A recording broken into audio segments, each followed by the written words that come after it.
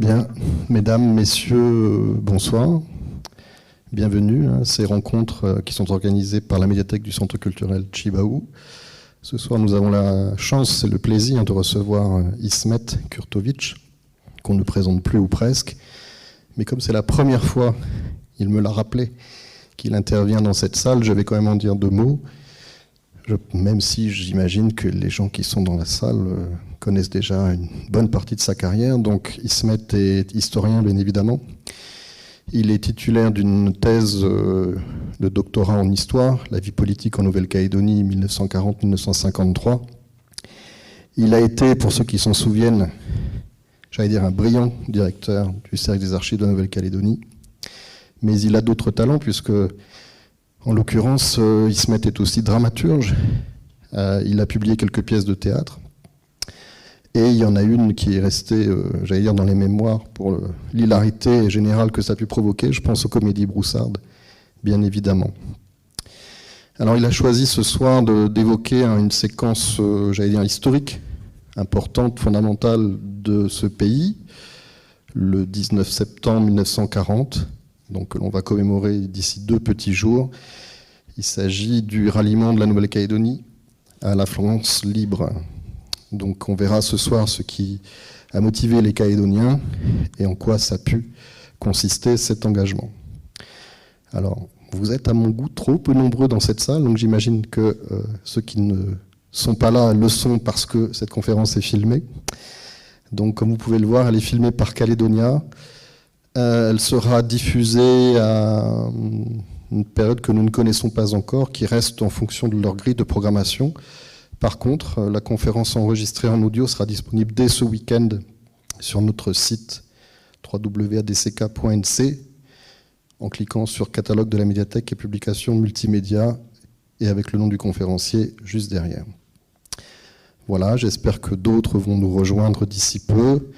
Et puis, au terme de cette intervention, bien sûr, vous aurez l'occasion de débattre avec notre historien local d'ici une petite heure, je dirais, et on sera de part et d'autre de la salle pour vous tendre un micro, donc n'hésitez pas à vous manifester. Je remercie de nouveau Ismet de nous avoir proposé cette thématique, et puis vous, cher public, et je vous donne rendez-vous pour les débats tout à l'heure. Merci de votre attention.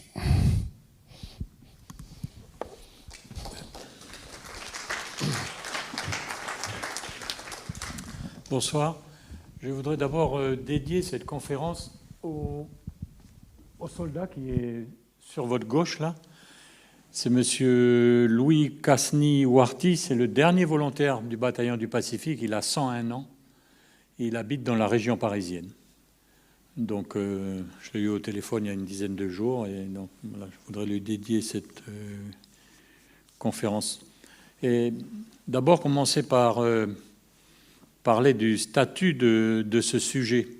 C'est-à-dire pourquoi le ralliement mérite qu'il soit commémoré. Parce que tous les événements historiques n'ont pas une égale importance dans l'histoire. Et celui-là a une importance plus grande que les autres pour plusieurs pays, en somme, plusieurs organisations. Pour la Nouvelle-Calédonie, parce que la manière dont ce ralliement est fait est assez extraordinaire, puisque c'est un coup d'État à la fois populaire et militaire, avec l'aide d'une puissance étrangère, en somme. L'Australie, contre une puissance qui ne l'est pas, l'État. Donc voilà, c'est quelque chose de très particulier. Et c'est aussi un grand événement pour l'Australie, parce que, comme vous le savez, pour la Nouvelle-Calédonie, forme une sorte de protection sur le flanc est de l'Australie, puisque à cette époque, le facteur militaire matériel déterminant, c'est la faculté qu'ont les avions de voler une certaine distance. Et elle était plus réduite qu'aujourd'hui. Donc, de son point de vue, la Nouvelle-Calédonie est très importante. Parce que celui qui a la Nouvelle-Calédonie peut, avec ses avions, aller bombarder l'Australie, par exemple. Bon. Pour l'Australie, c'était important. Et c'est important au plan diplomatique aussi, parce que il se trouve que sur le sujet du ralliement de la Nouvelle-Calédonie, c'est la première fois que l'Australie a eu une action autonome et distincte de celle du Royaume-Uni, alors que jusqu'à présent, la politique étrangère de l'Australie, en somme, elle était exercée, manifestée par Westminster directement, et les Australiens n'avaient pas, par exemple, ni de consulat ni d'ambassade. Et comme il y a eu une divergence entre Canberra et Londres, pour la Calédonie, pour l'Australie, le ralliement, c'est important. Et la divergence, ce n'est pas ce qu'on pourrait croire, c'est-à-dire que les Australiens ne voulaient pas intervenir et les Anglais poussaient les Australiens à intervenir.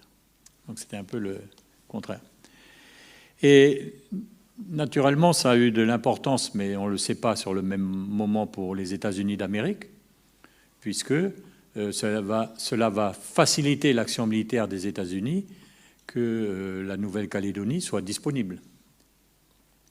Puisque entre 1942 et 1945, la plus grande base militaire américaine à l'extérieur du territoire fédéral, les deux fronts confondus, c'est la Calédonie.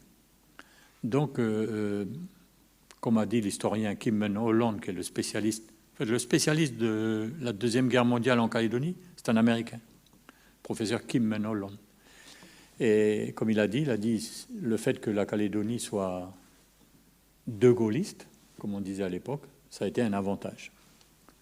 Tellement un avantage que 2 années plus tard, quand les Américains ont eu besoin de Wallis et Futuna, ils ont demandé au pouvoir gaulliste qui était en Calédonie, au commissaire, de prendre possession de Wallis et Futuna avant qu'eux, ils débarquent, pour ne pas prêter le flanc à une accusation de mainmise, n'est-ce pas, sur le territoire français. Et enfin, ça a eu une grande importance pour le mouvement de la France libre. Pourquoi ? Parce que l'action du ralliement se situe au tout début de l'action du général de Gaulle. Bon, nous, on connaît la fin du film, mais quand ça se passe, on ne sait pas que c'est de Gaulle qui va gagner la partie, qui va s'implanter, qui va supplanter Giraud, etc. Ce qui fait que pour le général de Gaulle, le ralliement de la Nouvelle-Calédonie, c'est quelque chose qu'il n'oublie pas. Parce qu'on est dans les premiers d'une chose qui va être très grande. Parce qu'en somme, les Calédoniens choisissent le bon cheval, pour parler trivialement. Et c'est tellement vrai que, comme vous savez sans doute, il y a une phrase célèbre de Gaulle qui est racontée par André Malraux quand il publie son livre en hommage à De Gaulle après son décès, en 1971. De Gaulle dit, à Londres, « J'avais vu arriver des politiciens, des intellectuels, des militaires, des Kanaks, et puis les pauvres types, les marins de l'île de Sein, de Point, la France. » Donc voilà. Ensuite, pour dire à quel point cet événement a frappé le général de Gaulle, quand il vient en Nouvelle-Calédonie en 1966, je suppose qu'il ne le dit pas à toutes ses visites dans les autres pays ou régions où il a été, il dit qu'il est touché par l'accueil, évidemment, ça c'est classique. Et il ajoute, j'en suis touché, il explique, pas juste je suis touché, comme on dit ça de façon banale. J'en suis touché parce que vous avez joué dans la vie de la France, en particulier dans la dernière période de son histoire, celle qui est en cours, et que vous avez joué un rôle dans la vie de celui qui a l'honneur de vous parler, un rôle essentiel. C'est quand même un bel hommage, finalement, et qui se justifie par le ralliement. C'est pourquoi le ralliement, c'est très important par ce qu'il a été. Et alors, c'est important pour nous parce que c'est quelque chose d'assez génial qui se fait distinctement de l'action du général de Gaulle, de façon tout autonome. Et si la Nouvelle-Calédonie rallie la France libre, c'est parce qu'elle le veut. Ce qui change de beaucoup d'autres situations. Alors donc, je vous parle de ce ralliement. Ce ralliement, c'est le 19 septembre, mais l'armistice, c'est le 17 juin. Donc il se passe 3 mois. Et pendant ces 3 mois, il se passe autant d'événements politiques que pendant 10 ans, finalement. Et c'est une révolution, et chaque jour est un mois. Et chaque jour, il y a des événements de toutes parts. Et encore une fois, tout ce qui se passe se joue en concertation entre Nouméa, Canberra, Londres, Bordeaux, Vichy, et puis après, nous, la Brousse, les îles, etc. Voilà. Donc, tout ça est en effervescence pendant 3 mois. Donc, dès le 16 juin, donc à ce moment-là, De Gaulle est encore à Bordeaux. Dès le 16 juin, les élus calédoniens sont un peu au fait que l'armistice, une demande d'armistice va être annoncée par le pouvoir français. Et donc, ils vont voir le gouverneur pour lui demander qu'est-ce qu'il compte faire. Et tout de suite, le gouverneur leur dit que lui, il est partisan de continuer la guerre. Mais les conseillers généraux, de précaution valant mieux qu'une, ils envoient une dépêche, un télégramme au gouvernement central à Bordeaux, et ils disent que la Nouvelle-Calédonie déclare ne reconnaître à aucun gouvernement de la métropole le droit de disposer de nous sans notre consentement. Nous avons fait valoir, indique James Louis Delay, conseiller général, considérant que les causes qui avaient poussé la France à demander un armistice n'existent pas pour nous, nous demandons à continuer à servir la cause de la France et de la liberté. La guerre n'est pas finie. Donc à ce moment-là, tout le monde est au diapason pour continuer la guerre. C'est pas original, c'est banal. C'est le cas dans toutes les colonies françaises. Tout le monde pense que la guerre va continuer dans les colonies. Donc jusque-là, tout se passe normalement. Sauf que après, il y a les conseillers généraux décident de la tenue d'une réunion solennelle du Conseil général qui se tient le 24 juin et qui est radiodiffusée. À ce moment-là, il y a 900 postes de radio en Calédonie.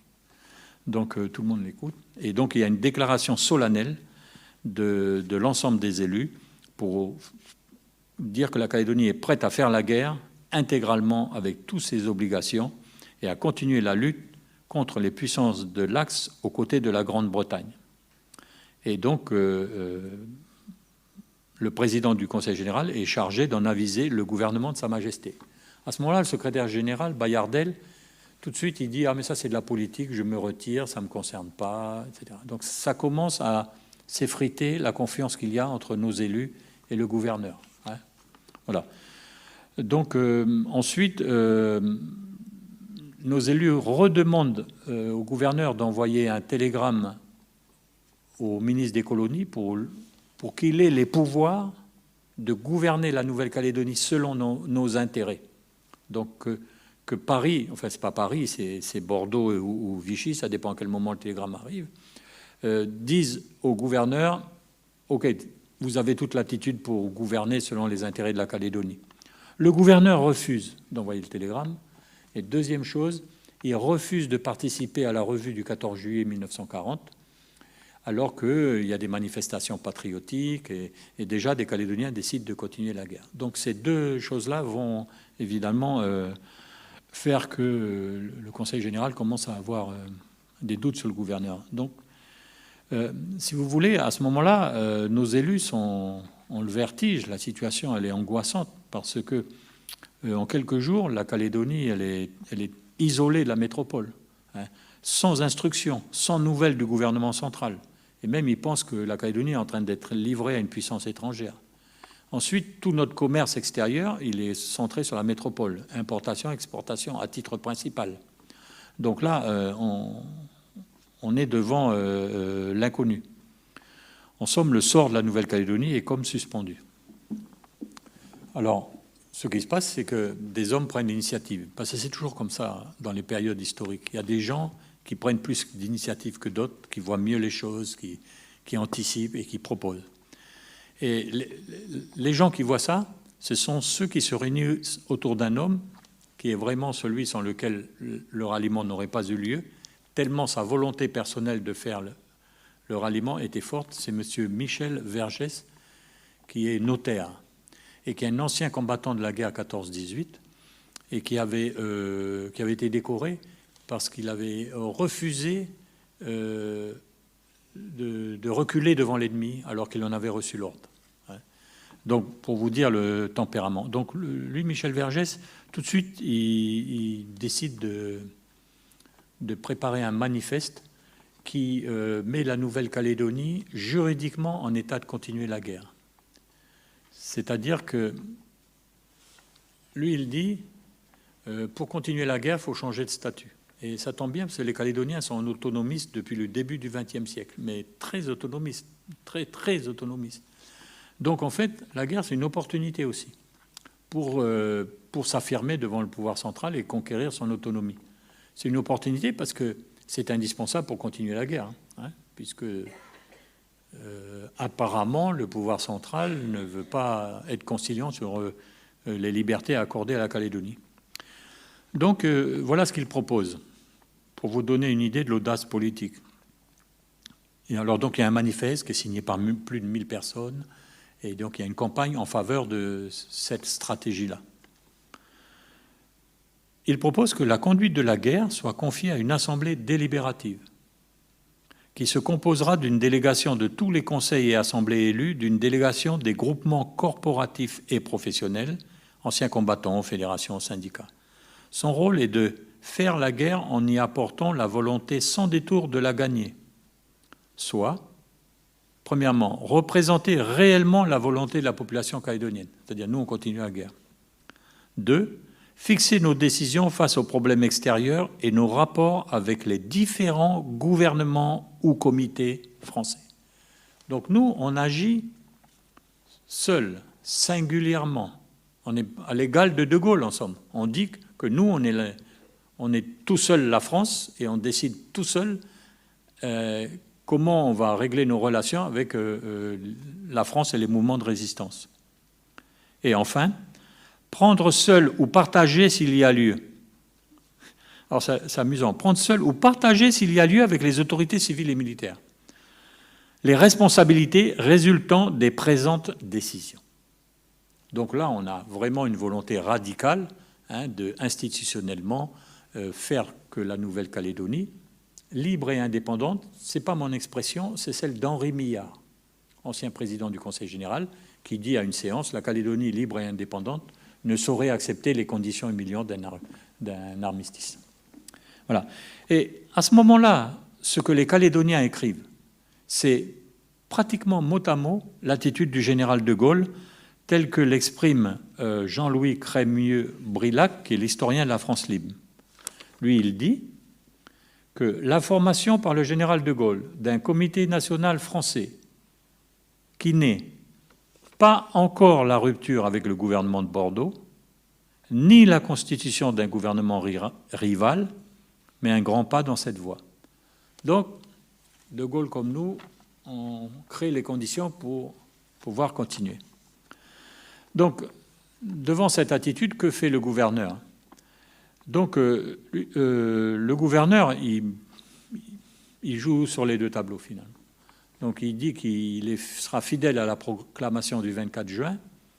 Et en même temps, il reçoit des ordres de Vichy qui sont assortis d'une menace de sanctions impitoyables. Impitoyable, c'est dans le message, en cas de non-exécution. Donc finalement, il décide de rester fidèle au gouvernement du maréchal Pétain, de contenir le mouvement populaire en faveur de la continuation de la guerre et de pratiquer une politique neutraliste à l'égard des dominions et colonies britanniques. C'est ça sa ligne de conduite. Le loyalisme formel avec Vichy et le neutralisme vis-à-vis du conflit, et voilà une sorte de conciliation non dite avec l'environnement anglo-saxon. Ce qu'il propose là est plausible et existera en fait. Les Antilles françaises, par exemple, seront vichistes à 200-300 km des États-Unis, entourées de colonies anglaises. La flotte française d'Alexandrie sera neutre, pendant plusieurs années, sera neutre dans le port d'Alexandrie. Donc, c'est quelque chose qui est viable. C'est tellement viable que c'est aussi l'opinion des Australiens. Voilà ce qu'écrit le chargé d'affaires australien. Le chargé d'affaires australien à Canberra. Là, on est fin août.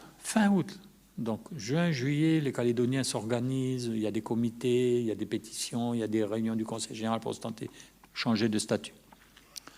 Le chargé d'affaires australien dit « La dernière chose que le gouvernement du Commonwealth australien souhaite, c'est une révolution locale ou le renversement de l'administration française en Nouvelle-Calédonie par des extrémistes. Un tel événement pourrait avoir pour conséquence le recours de l'Australie pour assumer la responsabilité de l'ordre public, de l'application de la loi et de la défense, ou même la mise sous protectorat de la colonie. Un appel de cette nature, accepté ou non, serait mal interprété par certaines personnes et aurait des répercussions plus lointaines, notamment à propos de l'Indochine française.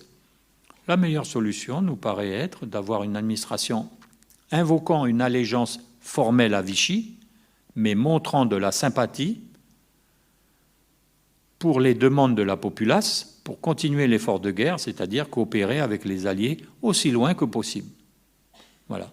Vous devez agir pour amener les dirigeants du mouvement local à accepter ce point de vue, non seulement dans leur intérêt, mais aussi dans le nôtre. Donc, en fait, le chargé d'affaires australien dit à son gouvernement de dire au comité Vergès, à tous ceux qui s'organisent, surtout de se tempérer, d'accepter le neutralisme. Donc, ensuite de ça, même le haut-commissaire britannique qui arrive à Nouméa fin août fait la même analyse. Il dit « La situation en Nouvelle-Calédonie est satisfaisante de notre point de vue et mettre en œuvre une révolution gaulliste comme indiqué et se mettre dans les mains des Japonais sans bénéfice pour la cause alliée. » Donc, jusqu'à fin août, début septembre, le gouverneur Vichy, comme on dit, et l'Australie sont en phase et sont en train d'essayer d'empêcher, en somme, le ralliement. Hein? Mais alors, ils ne sont pas les seuls à penser comme ça. Il y a une minorité de Calédoniens qui sont aussi neutralistes, hein, qui disent que, de toute façon, il faut être loyal, et puis on pourra réussir, tout en étant fidèle au gouvernement central, à s'en sortir. Mais il faut juste être neutre. L'un d'eux, par exemple, écrit dans le journal « C'est une belle illusion de croire qu'on peut obéir à moitié par rapport à Vichy. » Oui, parce que jusqu'avant le ralliement, même ceux qui étaient pour l'autonomie, ils pensent que Vichy va accepter l'autonomie de la Calédonie. Donc ils resteront nominalement fidèles à Vichy, mais on aura un autre statut. Jusqu'aux dernières semaines, tout le monde pense ça. C'est simplement début septembre que les gens disent non, bon, ça on n'y arrivera pas, il faut faire un coup d'État. Mais un vrai coup d'État. On verra tout à l'heure. Le Conseil général, par exemple, refuse de soutenir le général de Gaulle ouvertement pendant les 2 premiers mois. Donc le gouverneur Pélissier est dans ce cadre-là. Et alors, ils sont d'autant plus fondés à le faire que le Conseil général réussit à sortir la Nouvelle-Calédonie de ses difficultés économiques. Et comme le dit joliment James Louis Daly, 1 mois seulement après l'armistice, l'écheveau des difficultés s'est petit à petit désenchevêtré. Parce que le Japon et l'Australie achètent notre production minière. Et c'est les fameux contrats australiens négociés par le directeur de la société Le Nickel. Les Américains n'ont pas voulu acheter. Les Australiens ont dit « Ok, on vous achète votre nickel, on n'en a pas l'usage, mais on va le garder, on le revendra après, ce qui vous permettra de vous ravitailler. » Donc, du plan économique, c'est notre principale difficulté. Ensuite, les produits agricoles d'exportation, café, copra, guano, peau et coton, sont soit placés, soit soutenus par les fonds publics. Enfin, le franc calédonien est détaché. Alors, il est détaché du franc français. Alors là, c'est à cause des Anglais, parce que Churchill va annoncer aux communes, et c'est vrai pour toutes les colonies françaises, celles qui continuent la guerre, on continuera de leur acheter leur franc à sa cotation au 30 juin. Ce qui fait que, en fait, le franc CFP, il vient de ce jour-là. Il a été formellement créé après la guerre, mais il reprend, après il les modifie, mais il reprend la différence de parité existante. Donc, à partir de 1940, la Nouvelle-Calédonie a sa propre monnaie. C'est-à-dire qu'elle a une monnaie qui a une parité différente avec les monnaies des pays qui l'entourent et avec la monnaie française, qui naturellement va dévisser pendant toute la guerre, mais sans conséquence pour l'économie calédonienne. Donc, ensuite de ça, le Conseil général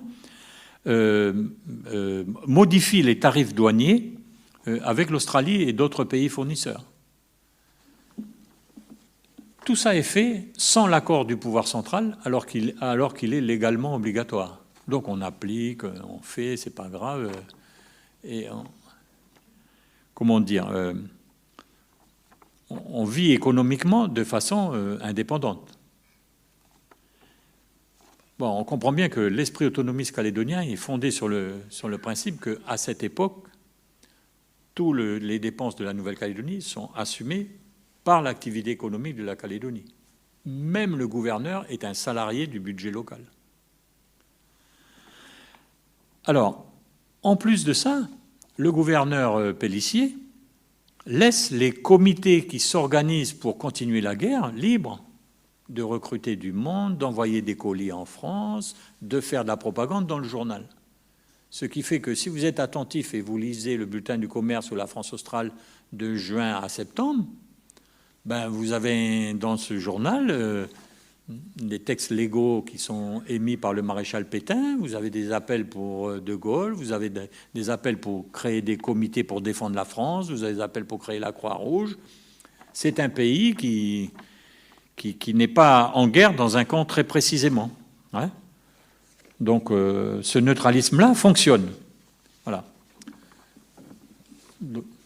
Donc maintenant, on revient au Conseil général et à ceux qui souhaitent changer de statut.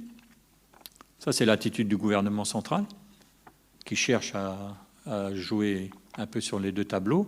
Et c'est ce qui va perdre le gouverneur Pélissier, d'ailleurs. Donc, les gens du manifeste vont voir le Conseil général et pour lui dire qu'il faut changer de statut. Donc, il y a une foultitude de réunions au Conseil général qui se transforment un peu en soviet. Parce que vous avez le Conseil général, la population est admise, les dirigeants du manifeste sont admis, on convoque les avocats de la colonie pour donner leur avis d'experts, et même les gens du manifeste votent. Donc, quand on regarde ça, on se dit qu'il y a une sorte de soviet. Et donc, les gens discutent du nouveau statut pour continuer la guerre. Parce que, je l'ai assez répété, vous comprenez que l'axiome politique, c'est de dire que si on ne change pas de statut, on ne peut pas continuer la guerre. Parce que sinon, on est dans l'illégalité, on est suspendu en l'air, qu'est-ce qu'on fait? Donc, il faut continuer la guerre avec un nouveau statut. Et Pélissier, lui, il comprend ça. Mais au lieu d'accepter, parce que Vichy le lui impose, il dit non, mais il faut plutôt faire une assemblée consultative, on va se concerter, et puis on fera un référendum, et puis voilà. Donc, en fait, il veut pas, il veut garder le pouvoir. Et puis, il veut pas que les Calédoniens organisent leur assemblée. Et ça va donc casser les relations entre les deux. Donc, c'est le 19 et le 20 août qu'en présence de 10 conseillers sur 15, on discute vraiment du statut. Et on rentre dans les détails. Hein. Donc, je vous donne les phrases pour vous donner une idée de l'état d'esprit. Hein. Donc, c'est M. Pierre Bergès qui est à la manœuvre au Conseil général. À l'extérieur du Conseil général, c'est Michel Vergès. Et Pierre Bergès, c'est un grand homme, parce qu'il va être président du conseil d'administration, et c'est lui qui va diriger la Calédonie pendant toute la guerre. Hein. Donc, lui, il est éleveur, planteur à la fois. Alors, je crois que sa propriété, elle est à l'entrée du village, là où il y a un gros pied de litchi dans la ligne droite, avant la passerelle Marguerite. C'était là, chez M. Pierre Vergès. Moi, quand je passe, je pense toujours que c'était là qu'il y avait le grand dirigeant de la Calédonie. Alors, il dit « Je crois, déclare l'élu de la foi, que le Conseil général assemblée élue a le devoir d'adopter le projet présenté ici, par Michel Vergès. Il a coulé de l'eau sous les ponts, le pays s'est beaucoup développé, nous avons aujourd'hui une jeunesse nombreuse avec une élite qui veut participer à la chose publique, qui veut que tout le monde soit entendu dans une assemblée qui regrouperait toutes les classes, etc. » Je vous lis ça pour vous dire que là, on est dans la politique, hein, on n'est pas dans le ralliement à la France libre. Palladini, Florindo Palladini, qui lui est donc le conseiller de la gauche socialiste communiste, et lui il dit il propose que l'on profite de l'occasion, hein, C'est ça, pour demander le plus de liberté, le plus d'indépendance possible. C'est dans ces conditions que nous arriverons à faire une république calédonienne avec son autonomie. Finalement, les conseillers sont d'accord à l'unanimité sur le principe du nouveau statut. Et Bergès dit on fera un nouveau statut et la haute administration devra se soumettre à la volonté de la population calédonienne si par référendum elle adopte le projet de l'Assemblée représentative. Se soumettre ou nager.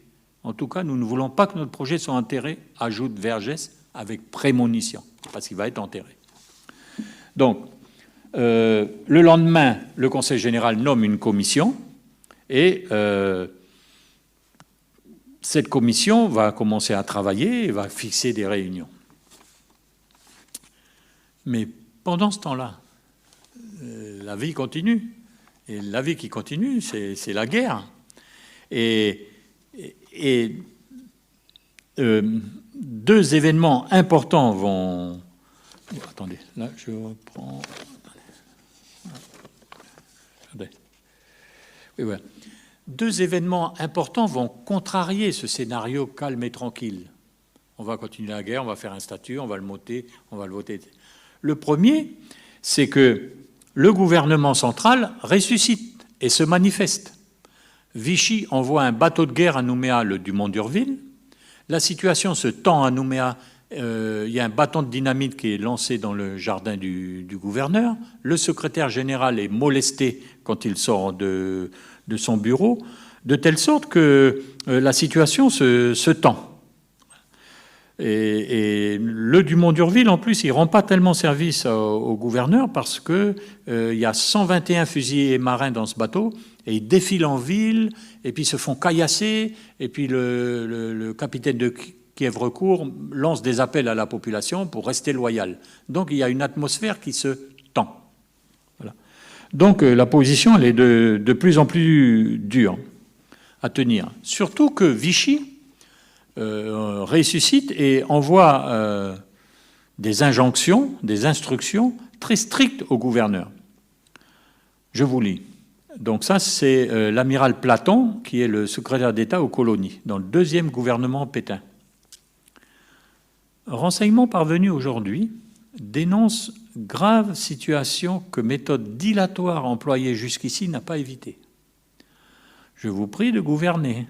Je dis bien gouverner. Dans le calme si possible, et par autres moyens si c'est nécessaire, en renseignant d'abord très complètement population sur l'étendue et gravité de son erreur, ensuite par voie de persuasion. Il est entendu que vous ne recourrez à la force qu'au moment où vous serez assuré qu'elle aura le dernier mot.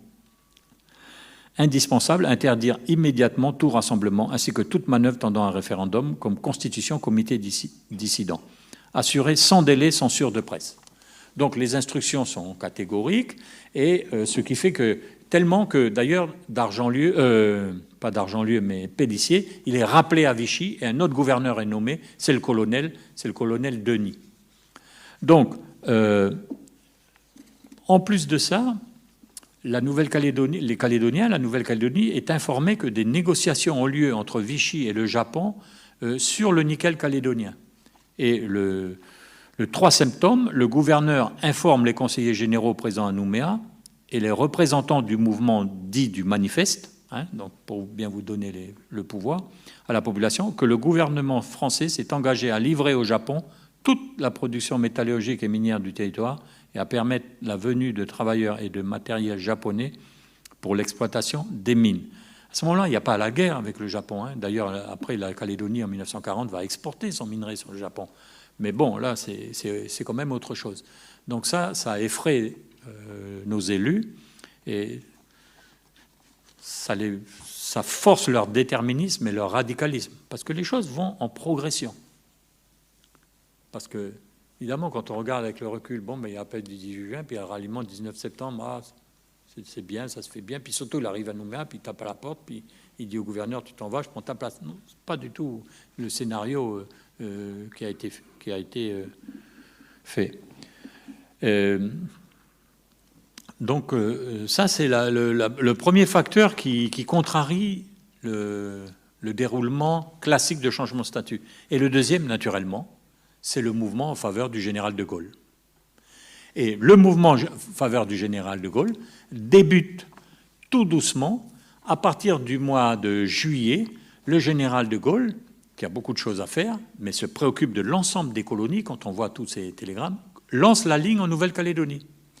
Il envoie des télégrammes, il envoie des messages, et en demandant aux uns et aux autres qu'est-ce qui se passe, de se tenir prêts, qu'il discute avec le gouvernement anglais pour permettre de résoudre les difficultés économiques de la Nouvelle-Calédonie. Donc, petit à petit, jour après jour, personnalité après personnalité, M. Collen, M. Châtelain, M. Pognon, sont destinataires de courriers, de télégrammes du général de Gaulle. Donc, à la mi-août, un mouvement d'opinion s'organise avec pour objectif déclaré la formation d'un comité national qui se mettra en rapport direct avec le général de Gaulle, chef de tous les Français libres, en recevra ses ordres et gouvernera notre colonie jusqu'à la fin des hostilités. C'est ce qui va se passer. Mais à ce moment-là, c'est pas sûr. Voilà. Et donc, il faut que les partisans du général de Gaulle agissent sur le terrain. Donc, c'est ce qu'ils font, notamment en brousse. À Koné, Mme Colette Egen, à Wailou, M. Georges Baudoux. Et par exemple, Baudoux, il dit « Le manifeste de M. Vergès, Priné, Moulédou n'a pas reçu l'assentiment unanime, aussi bien de Nouméa que de la Brousse. Celle-ci, plus calme, ne veut pas d'un chambardement, mais d'un simple ralliement officiel et loyal. » Voyez Soto. Donc, début septembre, Pognon rend public un appel à la constitution d'un comité de Gaulle. On sent bien que les instructions sont plus nettes et que nous sommes en présence d'une alternative à la stratégie du manifeste pour un statut d'autonomie. Dans le même temps, donc, parallèlement au fait que des Calédoniens s'organisent sous l'égide du général de Gaulle, le général de Gaulle lui-même commence à s'implanter dans d'autres colonies. Donc, que ce soit au Tchad, aux ex-Nouvelles-Hébrides, bien sûr, et puis en l'établissement français d'Océanie, début septembre, en Afrique équatoriale française. Donc, il y a une amplification de l'importance du mouvement de général de Gaulle. Donc, il réalise ses... Et puis, à partir du 10 août, il dit aussi à Soto, au besoin, donc à ce moment-là, il ne le sait pas, c'est une hypothèse seulement, au besoin, vous demande envisager votre substitution à haut-commissaire Nouméa. Donc, on voit bien que le général de Gaulle, il avance sa stratégie, se met en position, mais n'exclut pas la possibilité que le gouverneur local reste dans cette forme de neutralisme et que les Calédoniens l'acceptent. D'accord ? Donc voilà les télégrammes. Un autre, le général de Gaulle, il écrit à Collen, je vous demande de former Comité France Libre pour recrutement matériel et bien-être économique de la Nouvelle-Calédonie libre par la France victorieuse de demain. Je conduis consultation au gouvernement britannique et Dominion, donc Australie, pour appui efficace. Lettre suit. Donc petit à petit, les choses avancent du côté du général de Gaulle. Mais il y a une autre option. Donc il y a le manifeste, il y a le général de Gaulle, il y a le neutralisme, et il y a ceux qui prônent finalement de se placer sous le protectorat de l'Australie, qui est encore une fois un scénario plausible. Et celui qui l'exprime, c'est pas n'importe qui, c'est un conseiller général, M. Lucien Beaumont. Alors, il déclare « sous les applaudissements du public », dit la presse. Donc c'est pourquoi je retiens cette déclaration, puisque le public soutient.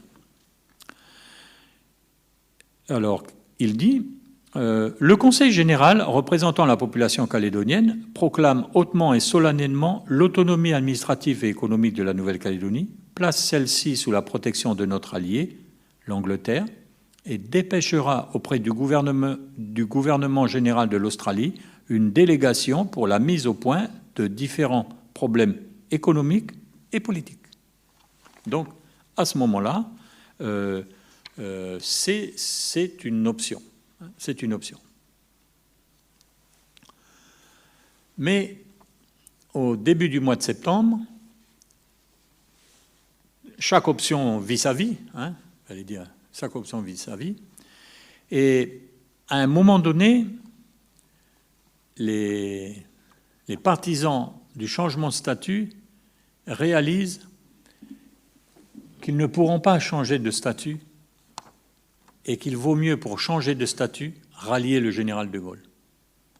Ce qui fait qu'il va y avoir une réunification des partisans du manifeste et des partisans du général de Gaulle. Et ils vont appeler ça d'ailleurs le comité de Gaulle, mais c'est un rassemblement des deux comités. Donc, en plus, ceux qui sont pour le changement de statut, ils interceptent à la poste un télégramme de Gaulle à ces comités, leur disant qu'il faut s'organiser plus précisément. Donc ça les fait changer d'avis, plus le fait que les Calédoniens sont divisés. Donc tout le monde comprend qu'il faut se réunir et changer de statut et rallier le général de Gaulle. Donc à ce moment-là, au début septembre, tout le monde est sur la configuration qu'il faut une épreuve de force. Parce qu'une dernière fois, les conseillers généraux vont voir le gouverneur pour lui demander un compromis final. Il refuse. Alors, à ce moment-là, Vergès lui dit, parce que le gouverneur dit « Ah non, mais c'est illégal ce que vous voulez faire », c'est toujours l'argument. Il lui dit « Mon colonel »,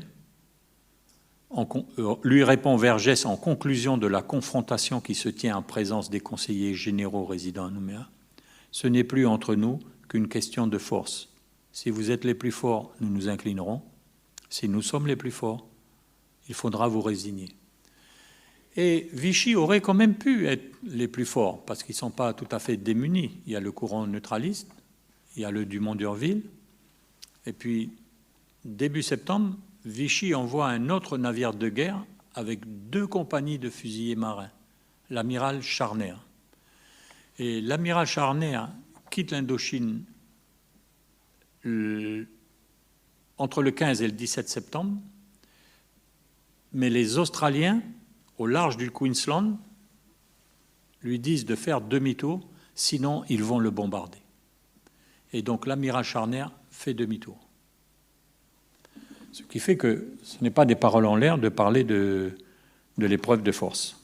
Alors, c'est le 9 septembre que les Australiens sont convaincus qu'il faut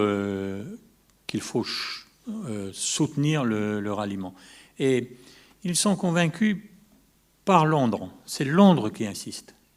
Et Londres leur dit, il vaut mieux pour l'Australie que la Nouvelle-Calédonie soit gaulliste que vichiste. Et l'argument qui l'emporte, c'est de dire que le gouverneur Pélissier n'est pas vraiment neutre, qu'en fait, il camoufle une stratégie qui visera à donner plein pouvoir à Vichy sur la Nouvelle-Calédonie vis-à-vis des Japonais. Voilà. Ensuite de ça, les Calédoniens envoient M. Houssard à Port-Vila pour passer un message aux Anglais, aux Australiens, en leur disant qu'ils sont trop conciliants, que ça les gêne, qu'il faut changer d'attitude. Et à ce moment-là, Ballard à Nouméa, il change d'avis. Il dit, parce que Canberra lui demande un nouveau rapport. Et il envoie un rapport pour dire, en effet, l'état d'esprit est différent, on s'est trompé, la population est majoritairement hostile au gouverneur, et le gouverneur joue un peu sur les 2 tableaux, et Vichy est en train de redresser la tête au point de vue militaire. Donc ça décide les Australiens. Ce qui fait que, à ce moment-là, le ralliement est décidé. Alors c'est important ce que je dis, parce qu'il est décidé comme un coup d'État, comme une opération militaire, comme... Voilà. Donc, voilà ce que dit le capitaine Dubois sur la façon d'organiser le ralliement. En vertu de ces plans, raconte le capitaine Dubois, des groupes devaient kidnapper le gouverneur Denis, les capitaines Michel et Policar, et 2 des 3 autres détenteurs de l'autorité dans la nuit du 18 au 19 septembre. La neutralisation de la caserne était prévue. Un groupe de broussards armés devait descendre pour parer aux réactions des militaires. Je me chargeais du recrutement. Donc, c'est cette option qui va être choisie. Mais auparavant, les Calédoniens doivent s'organiser comme un tout. Et à ce moment-là, là, je vous parle que des Européens. Or, les Européens sont minoritaires en Nouvelle-Calédonie. Donc, il y a toute la population kanak qui est là et la population asiatique. Et la réaction de ces populations est une préoccupation. Donc, côté kanak, les gens, devant cette agitation, sont effrayés. Sont effrayés parce que pour eux, la guerre, c'est la Première Guerre mondiale. Et la Première Guerre mondiale, c'est une mortalité très grande chez les engagés kanaks de la Première Guerre mondiale, puisque un tiers des kanaks qui s'engageront pendant la Première Guerre mondiale vont mourir pour la France. Donc, au début, il y a une crainte et une sorte d'indifférence, excepté chez les grands chefs et chez les anciens combattants, où il y a une dimension patriotique qui existe. Et ce qui fait que ces grands chefs et ces anciens combattants sont sollicités par ces 2 groupes qui organisent la résistance de la Nouvelle-Calédonie. Et donc, les Kanaks participent aux manifestations, ils participent au caillassage des patrouilles du Mont d'Urville et du Mont d'Urville.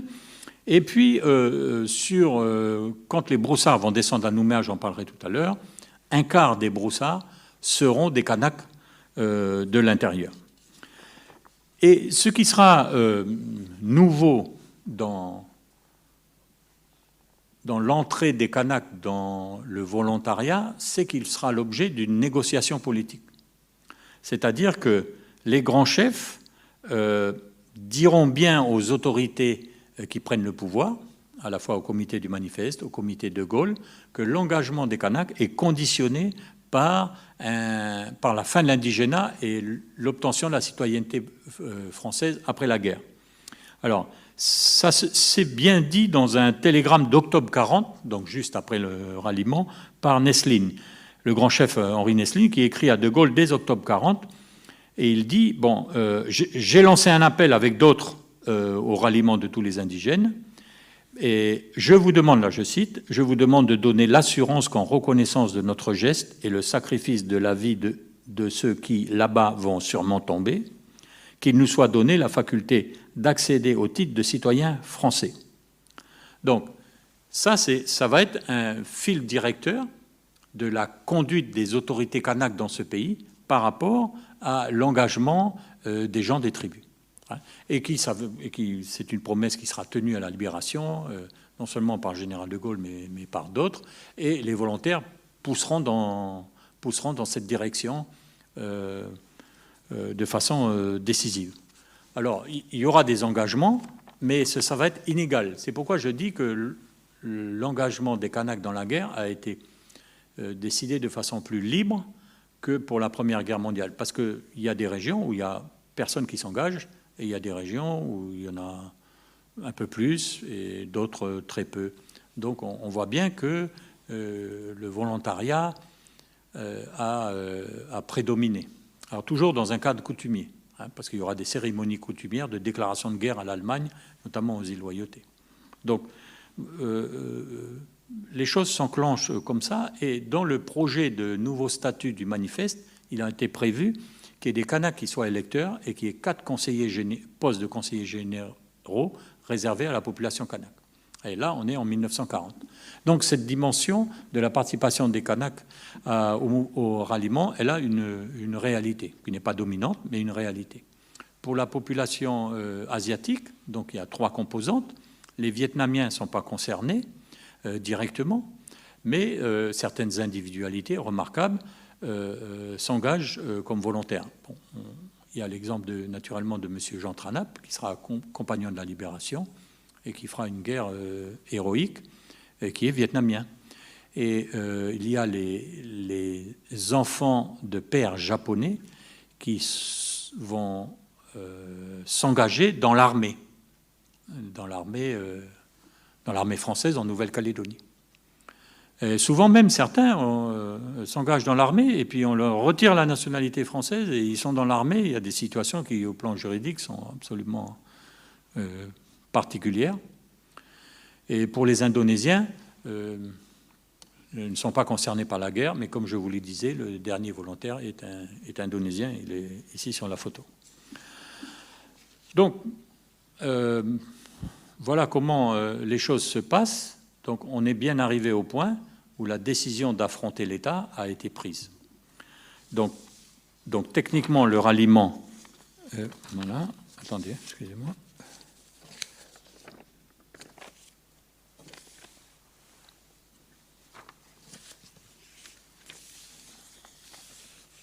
Voilà. Donc le ralliement est vu au départ comme une opération de commando militaire, puis on change d'avis. On change d'avis parce que ça se sait. Ça se sait. Et puis, on hésite à faire couler le sang. Donc, finalement, la décision est prise de faire les choses de façon plus compliquée, mais avec la population. Donc, il y a des appels qui sont lancés à la radio, des télégrammes qui sont envoyés en brousse, tout ça en coordination avec Soto, Canberra et Londres, parce que depuis Port Vila, Henri Soto est parti, escorté par un navire militaire australien, est parti sur un pétrolier norvégien pour ne pas arriver sur un navire de guerre australien, ce qui aurait été désobligeant au point de vue diplomatique. Donc, un appel à la population en faveur de la grève générale et d'un grand défilé populaire est lancé pour le 19 septembre au matin et qui est appuyé, alors là, les chiffres divergent, entre 700 et 2000 broussards en armes qui descendent de toute la brousse calédonienne en camion la nuit du 18 au 19 septembre. Le ralliement est financé par l'Australie, et aussi par des Calédoniens, mais aussi par l'Australie. Donc, je vous donne une idée de la tonalité de l'appel. C'est un appel solennel qui est lancé et distribué dans toute la Calédonie. Calédoniens, déclarent les dirigeants du mouvement. Chaque jour qui passe nous entraîne vers une solution qui serait contraire à la volonté réelle de la Nouvelle-Calédonie. Le temps presse. Organisez-vous immédiatement pour être le plus grand nombre possible le jeudi 19 septembre à 6 h du matin à Nouméa. Vous recevrez notre visite, là où nous pourrons aller. L'heure est grave, haut les cœurs, vive la France, vive la Calédonie, vive De Gaulle. Évidemment, personne ne sait que Soto va arriver en bateau. Et au matin, donc, les broussards, à ce moment-là, ils laissent les armes à l'entrée de la ville. Ils entrent dans Nouméa et entraînent la population. Ils vont fleurir le monument aux morts, ils vont hisser le drapeau français à Croix de Lorraine sur les grilles de la mairie. Une partie de la foule se dirige vers le palais du gouverneur et une autre à l'entrée de la ville, au 5e kilomètre, là où il y a le carrefour Belleville, Belleville-Rabos. C'était là le barrage. Et là, il y avait un barrage tenu par les soldats et les gendarmes pour empêcher les dirigeants du mouvement de rentrer en ville. Mais il y a une foule qui va submerger le barrage, mais il y aura une tension, parce que le colonel Denis avait essayé d'empêcher les dirigeants de rentrer. Et là, à ce moment-là, tous les manifestants encadrés d'hommes en armes se retrouvent quelques heures plus tard au gouvernement. Donc ça se passe dans le bâtiment qui était à la place du bâtiment en ciment qui fait le coin, là, devant Marine Corail. C'est là qu'était le gouverneur, c'était pas en haut. Hein. Le gouverneur Denis est littéralement assiégé dans son bureau. Et là, c'est le récit de Baudous. La discussion... Là, raconte Baudous, discussion dramatique. Nous réconfortons tous Vergès qui a la parole. L'on sent faiblir le colonel Denis. Allez-y, Vergès. Le gouverneur capitule. Et Vergès reprend. Il reparle, il insiste, il supplie le colonel Denis de se rallier au général de Gaulle ou de se démettre. Ça y est, l'on remporte la décision. Pendant tout ce temps, le Dumont d'Urville est tenu en respect par les 8 canons de 150 mm de l'Adélaïde. Donc il y a un échange de télégrammes entre les commandants des deux bateaux. Le commandant australien disant au commandant français « Si vous intervenez, on bombarde votre bateau ». Et le bateau Dumont d'Urville, il était à quai, devant les vieux docks ballants au bout du quai des Caboteurs. Il était là. Voilà. Et donc, une fois que le colonel Denis capitule, toute la foule redescend la rue Paul Doumer, je crois, et va en face du bingo aujourd'hui, et c'est là que Soto doit arriver. Donc, une pétrolette va chercher Soto, mais à ce moment-là, Soto, il a commencé à repartir. Il croyait que c'était foutu, pardon, que c'était raté. Et donc, ils sont obligés de se dépêcher, puis de lui faire les signes convenus, et puis du coup, il refait demi-tour, et puis il débarque. Il y a des photos de son débarquement. Et puis alors, il remonte prendre possession du poste de gouverneur, et puis, qu'est-ce qui se passe? Alors, je vous lis, c'est plus simple. Dans l'intervalle, le colonel Denis se ravise et, confronté directement à Henri Soto, menace de l'arrêter. Alors, là c'est un récit d'un témoin oculaire, une immense clameur s'éleva de la foule. C'est nous qui allons faire prisonnier le colonel et nous allons le pendre à la grille du parc.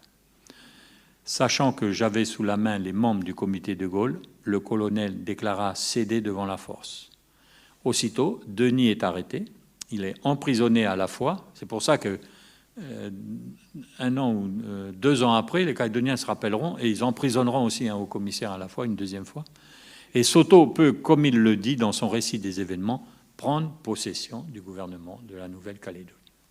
Et d'ailleurs, dans les premiers arrêtés du gouverneur Soto, il y a marqué « vu la prise du pouvoir du gouverneur, quoi, prise du pouvoir du 19 septembre ». En réalité, ce sont les Calédoniens qui ont rallié De Gaulle et non l'inverse, comme dans la plupart des colonies françaises libres. Parce que la grande majorité des fonctionnaires et des militaires d'origine métropolitaine refusent de servir le nouveau régime et seront renvoyés en Indochine. Parce que Soto laissera libres les fonctionnaires. Il leur dira, vous êtes libres de ne pas servir le régime gaulliste. Et la majorité des fonctionnaires d'État, militaires, juges, gendarmes et certains fonctionnaires calédoniens, choisiront de partir en Indochine, continuer leur carrière. Et sur le Pierre Loti, qui sera avitaillé par l'argent qui a été mobilisé pour le ralliement, y compris l'argent australien. Et donc, voilà. Alors, il y aura une petite réaction depuis la foi. Denis va essayer de reprendre le pouvoir encore le 23 septembre. Puis il y aura une autre descente des broussards à Nouméa, mais vite, il fera marche arrière. Donc, dès lors, je vais terminer par là, dès lors, comme Beaudoux, ils sont quelques centaines, marins des forces navales françaises libres, volontaires du bataillon du Pacifique, commando SAS, à pouvoir écrire au lendemain du 19 septembre 40, là c'est Beaudoux qui parle, Georges Beaudoux, géomètre à Wailou. Maintenant, je suis engagé volontaire dans les forces françaises libres, j'attends le départ, j'attends le combat, je tiens parole, j'ai juré de lutter pour la libération de la France, je donne ma vie, mon sang. Au total, côté européen, il y a 394 engagements volontaires, à quoi il faut ajouter 61 marins FNFL et 8 commandos SAS. Plusieurs Calédoniens en métropole, au moment de la déclaration de guerre, sont des résistants exemplaires, notamment Jacques Barrault, René Gabriel Boucher, Edmond Caillard, Jean Mariotti et M. Tolmé. Chez les Kanaks, on compte 1100 engagements volontaires. Il y a plus d'engagements volontaires chez les Kanaks que chez les Européens en 1940-41. C'est Félix Broche qui le souligne et s'en étonne. Peut-être tout à l'heure dans la discussion, je dirai pourquoi. Alors, chez les Kanaks, on compte 1100 engagés volontaires et 71 marins FNFL. Voilà, j'ai fini, je vous remercie.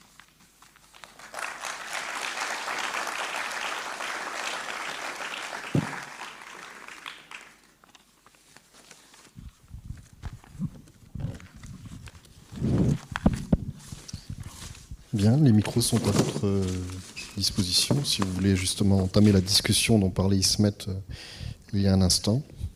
Si vous voulez quelques compléments d'information sur le recrutement, entre autres, puisqu'on vient d'en parler. Bonsoir, Père Winchester. Merci Ismet pour cette super présentation. Moi, j'avais une première question. C'est la population en 1940, en août 1940, ça donnait combien à peu près? Est-ce qu'on sait? La population calédonienne? Oui. 58 000. Alors il y a entre 28 000 et 30 000 Kanaks, entre 16 et 18 000 Européens, et parce qu'il y a plusieurs recensements, il y en a un 40, 42, et entre 12 et 13 500 Asiatiques, Indonésiens, Vietnamiens, Japonais. Donc on est vraiment un grand archipel avec peu de monde. Et on est un archipel ouvert sur le monde. C'est pas vrai que quand les Américains arrivent, les Calédoniens sont ébahis, ils n'ont jamais rien vu, jamais rien. Ça, c'est pas vrai. C'est juste qu'il y a beaucoup de bonnes choses et de choses nouvelles. Mais la Calédonie est un pays moderne, ouvert sur l'extérieur, mécanisé. Et c'est pourquoi, d'ailleurs, le ralliement est une chose préoccupante au plan économique. Parce qu'on dépend de l'extérieur pour beaucoup de choses. On n'est pas un pays où la majorité de la population vit en autosubsistance. Non, non. On est un pays, au contraire, plutôt moderne sous cet angle-là. À cause des mines, à cause du commerce, à cause de l'agriculture, à cause du copra, à cause de... Voilà. Donc... mais on est peu nombreux. Peu nombreux, pareil. Nouméa a 12 000 habitants, 10-12 000 habitants. Quand le premier contingent américain arrive, ils sont 17 000. Donc, d'un seul coup, on est submergé, quoi. Voilà. En brousse, il n'y a pas une tribu qui dépasse 100 personnes. C'est rare une tribu qui dépasse 100 personnes. Un district qui dépasse 1000, c'est rare. Les villages avec un peu de population un peu urbaine, il y en a très peu. Voilà. Et dans ce ralliement, qui peut paraître surprenant, enfin si on le compare, je ne sais pas, à l'Afrique du Nord, par exemple, hein, où il n'y a pas eu un esprit aussi important, hein, pour le ralliement. Est-ce que l'esprit ancien combattant, est-ce que l'influence des anciens combattants a été forte, mis à part, tu nous as parlé de Michel Vergès, mais est-ce que dans les autres membres des comités, il y avait beaucoup d'anciens combattants? Est-ce que c'est un élément décisif de l'explication de ce ralliement, finalement, qui s'est quand même manifesté de façon beaucoup plus modérée dans le reste de l'Empire colonial? Un des leaders du ralliement, c'est James Louis Delay, et c'est le président des anciens combattants de la guerre 14-18. Donc ça veut tout dire. Et naturellement, les anciens combattants sont le moteur de la mobilisation parce qu'ils sont nombreux. Et on le voit quand on voit la liste des noms de la milice civique, parce que la Calédonie devra se défendre par elle-même. Quand on parle de la Deuxième Guerre mondiale en Calédonie, on commence toujours avec les Américains. Mais les Américains, c'est 42. Ça fait déjà 2 ans qu'on est en guerre, vraiment en guerre tout seul, et 3 ans qu'on est en guerre, dont 1 an avec l'État. Donc la Nouvelle-Calédonie, avec l'Australie, doit organiser elle-même sa défense, la financer. Il y a une taxe d'armement et une taxe de guerre qui est créée. Et donc grâce aux commandos australiens, aux guides Kanak et aux anciens combattants, toute la Nouvelle-Calédonie est placée sur surveillance. Il y a un poste de surveillance devant chaque grande passe de la côte est, de la côte ouest. Il y a un plan de repli de la ville de Nouméa qui est organisé. Il y a des provisions qui sont mises dans les forêts, dans les grottes, de façon à ce que s'il y a une invasion et un bombardement, la population puisse se réfugier. Donc les anciens combattants jouent un rôle très important. Michel Vergès est un ancien combattant de la guerre 14-18. Donc oui, il joue un rôle. Mais encore une fois, tout ça est conjugué par la dimension politique que prend le ralliement à cause du gouvernement central. Par exemple, l'Algérie ne se rallie pas. L'Algérie reste vichiste. Et les Antilles restent vichistes. Le gouvernement Vichy fonctionne, l'administration Vichy fonctionne. Un peu comme nous pendant les 3 mois. Ouais. Donc, chez nous, c'est ça qui est révolutionnaire. C'est la seule colonie. C'est la seule. Et c'est pourquoi, dans les livres d'histoire de la France libre, nous sommes notés comme ça. Et c'est bien de le... Non, je dis franchement, vous avez bien fait de venir, parce que c'est bien de rendre hommage à ce caractère particulier de cet événement. Parce que, bon, on célèbre des événements d'importance inégale peut-être, mais celui-là, à tous égards, il est absolument extraordinaire et souligné comme ça par ceux qui étudient les choses. Alors, je dis ça, pourquoi j'insiste en disant ça? Parce qu'il y a une caricature du ralliement et qui existe encore aujourd'hui. Par exemple, l'État. L'État, je ne sais pas, il pourrait réfléchir. Je ne sais pas s'il y a quelqu'un qui représente l'État ici, mais il célèbre le 18 juin toujours. Le 18 juin. C'est très bien le 18 juin. Mais nous, on a notre 18 juin. C'est le 19 septembre. Mais c'est un vrai 18 juin. C'est un acte patriotique qu'on fait nous-mêmes. Et pendant des années, il a été perdu, la célébration du 19 septembre. Après la guerre, on a voulu en faire un jour férié. Pendant la guerre, c'était une grande manifestation. Il y avait des balles, des défilés. C'était un grand moment de fierté, etc. Après, ça a été perdu. Alors, ça a été repris quand M.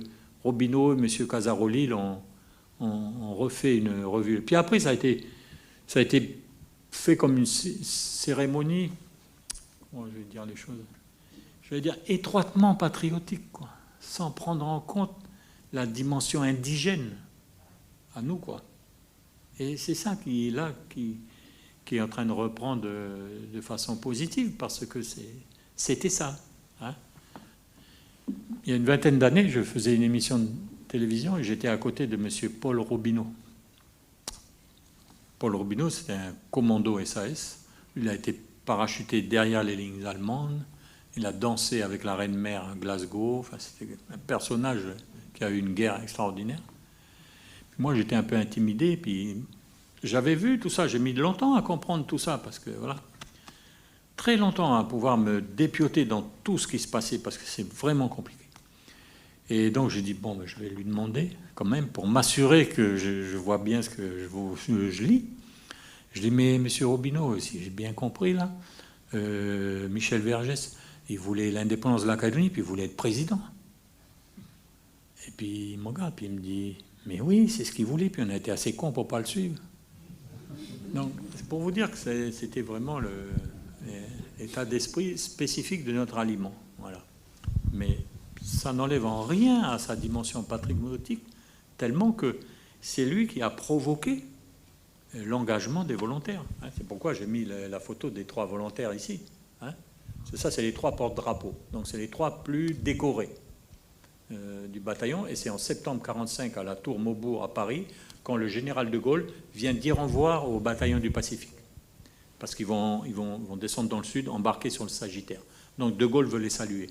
Et là, c'est le porte-drapeau et ses 2 adjoints, je ne sais pas comment on dit dans l'armée. Voilà. Alors, je vais dire un mot. Oui, bonsoir. Merci pour votre intervention et conférence très intéressante. Effectivement, cette question m'interroge. Pourquoi autant d'engagés Kanaks sur cette population qui, en proportion, donc, n'en aurait pas amené autant, en réalité? Alors c'est plus que les Européens. À peu près, il y a 5000 adultes masculins Kanaks en 39-40, donc susceptibles d'être mobilisés. Alors, ce nombre, je ne sais pas s'il est élevé, mais il est élevé en comparaison des non-Kanaks, c'est ça ce que je vous ai dit. Et pourquoi? Eh bien, c'est politique. Parce qu'après le ralliement, le pouvoir gaulliste s'installe et les Calédoniens disent au gouverneur, eh bien, il faut mobiliser les mobilisables, quoi. Il faut mobiliser les classes. Et Soto, il refuse. Et De Gaulle, il refuse. Il dit non, on procède par volontariat. Et alors là, les Calédoniens qui ont accompagné Soto, qui font partie du comité, qui commencent à gérer le pays, ils ne sont pas d'accord. Parce qu'ils disent, mais non, on a pris le pouvoir, c'est légal, c'est nous la légalité, on doit mobiliser les jeunes Européens comme on mobiliserait si c'était l'État normal. Enfin, parce qu'en fait, ceux qui sont rentrés à l'armée en 1939 ont été démobilisés. Et d'ailleurs, le seul texte officiel du gouvernement de Pétain qui sera appliqué en Calédonie, parce qu'il y en aura un, j'ai vu ça incidemment dans le journal officiel, c'est en 1946, il y a quelqu'un qui dit « Mais nous, on a été démobilisés, mais on n'a pas eu la prime. » Parce que le maréchal Pétain avait créé une prime de démobilisation, comme tout gouvernement qu'on démobilise. Et en 1946, on versera la prime aux soldats calédoniens démobilisés en 1940, au moment de l'armistice. Et donc, par application, je ne sais pas comment ils ont fait, trésorier payeur, enfin bref, c'est passé, et par application. Alors, donc, Michel Vergès fait campagne contre le volontariat. Il incite les Calédoniens à ne pas s'engager. Parce qu'il dit, mais alors, qui va défendre notre pays? Qui va défendre le régime qui a une instabilité potentielle? Parce que quand même, il y a les neutralistes, il n'y a pas l'unanimité pour le pouvoir gaulliste. Il y a majorité, mais il n'y a pas l'unanimité. Donc, c'est ce qui explique qu'il y ait moins d'Européens qui s'engagent. En plus, les gens voulaient être aussi rassurés parce que, pour savoir le montant des primes qui seraient allouées à leurs compagnes, à leurs enfants, pour leur famille, pour que leur famille puisse vivre. Et là, tout un système sera organisé et les épouses et les enfants des volontaires, Kanaks et Européens, auront des primes, enfin des allocations. Et c'est ce qui explique, qu'il y a peu, il y en a quand même, mais moins d'Européens que ce qui aurait été possible légalement. Légalement. Donc c'est pourquoi on insiste sur le mot volontaire. C'est pour ça que je dis que ce sont des résistants. Parce qu'ils vont à la guerre volontairement. Ils n'y étaient pas obligés. Pour les Mélanésiens, c'est donc le circuit coutumier qui fonctionne. Mais encore une fois, de façon très inégale. Il y a des régions entières où il n'y a aucun volontaire. D'autres régions, il y a des volontaires. Ça dépend de l'attitude des grands chefs et ça dépend de l'influence des anciens combattants dans certaines régions. Donc il y a des anciens combattants de Koné, de Wailou, de Maré, de Lifou, Ouvéa, un peu de l'île des Pins, mais encore une fois, c'est inégal. C'est pourquoi 1100, c'est beaucoup, mais là aussi, pour les Kanaks, c'est pareil. Si c'était fait dans des formes légales, mais bon, c'est pas possible. Dans ce cas-là, il y aurait eu plus de monde. Alors, en août 1941, Soto va mobiliser dans la forme légale les classes. Ce qui fait qu'à ce moment-là, les Calédoniens vont rentrer à l'armée. Et donc des centaines de jeunes Calédoniens vont rentrer à l'armée, faire leur service militaire et donc faire la guerre. Mais de façon obligatoire seulement à partir du mois d'août 1941. Alors c'est aussi handicapant pour l'économie. Parce que, par exemple, la société Le Nickel, elle a besoin de beaucoup de spécialistes. Elle demande qu'on exonère du service militaire, etc. Donc, et alors, la chose qui est fâcheuse, c'est qu'au monument de la Croix de Lorraine, ceux qui se sont été mobilisés dans les formes légales et ceux qui étaient volontaires, ils sont sur le même monument. Il y a quand même une différence de statut dans les deux.